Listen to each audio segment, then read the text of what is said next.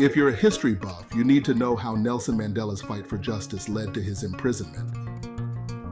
Nelson Mandela, a name synonymous with freedom, began his journey as a young lawyer in South Africa. Disgusted by the racial inequalities of apartheid, he co-founded the ANC Youth League in 1944. In 1961, Mandela took a bold step. He co-founded Umkhonto we Sizwe, the armed wing of the ANC. This was his response to the government's brutal suppression of peaceful protests. But his fight for justice came with a price. In 1962, Mandela was arrested for leaving the country illegally and inciting workers to strike. The following year, he faced the infamous Rivonia trial, leading to his life sentence for sabotage. Mandela's imprisonment didn't break him. It turned him into a global symbol of resistance and hope.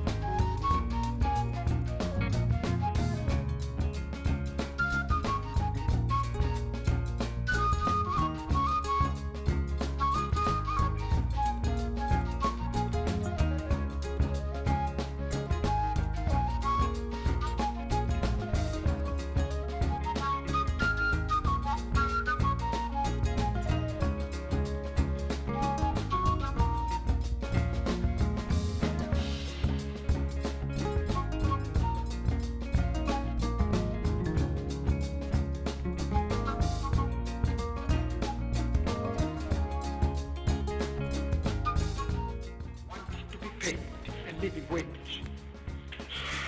Africans want to perform work which they are capable of doing, and not work which the government declares them to be capable of. We want to be allowed to live where we obtain work, and not be endorsed out of an area because we were not born there. We want to be allowed and not to be obliged to live in rented houses which we can never call our own. We want to be part of the general population and not confined to living in our ghettos. African men want to have their wives and children to live with them where they work, and not to be forced into an unnatural existence in men's hostels. Our women want to be with their men folk and not to be left permanently widowed in the reserve.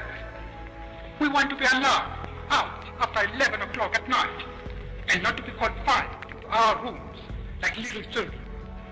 We want to be allowed to travel in our own country and to seek work where we want to, and not where the Labor Bureau tells us to. We want a just share in the whole of South Africa. We want security and a stable society. Above all, my Lord, we want equal political rights, because without them, our disabilities will be permanent. I know this sounds revolutionary to the white in this country, because the majority of voters will be Africans. This makes the white man fear democracy. But this fear cannot be allowed to stand in the way of the only solution which will guarantee racial harmony and freedom for all. It is not true that the enfranchisement of all will result in racial domination. Political division based on caste is entirely artificial. And when it disappears, so will the domination of one color group by another. The ANC has spent half a century fighting against racism, when it triumphs, as it certainly must, it will not take that policy.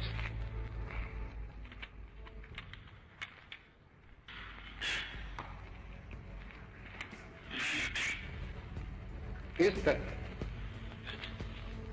is what the ANC is fighting. Our struggle is a truly national one. It is a struggle of the African people, inspired by our own suffering and our own experience. It is a struggle for the right to live. During my lifetime, I have dedicated my life to this struggle of the African people. I have fought against white domination, and I have fought against black domination. I have cherished the idea of a democratic and free society in which all persons will live together in harmony and with equal opportunities.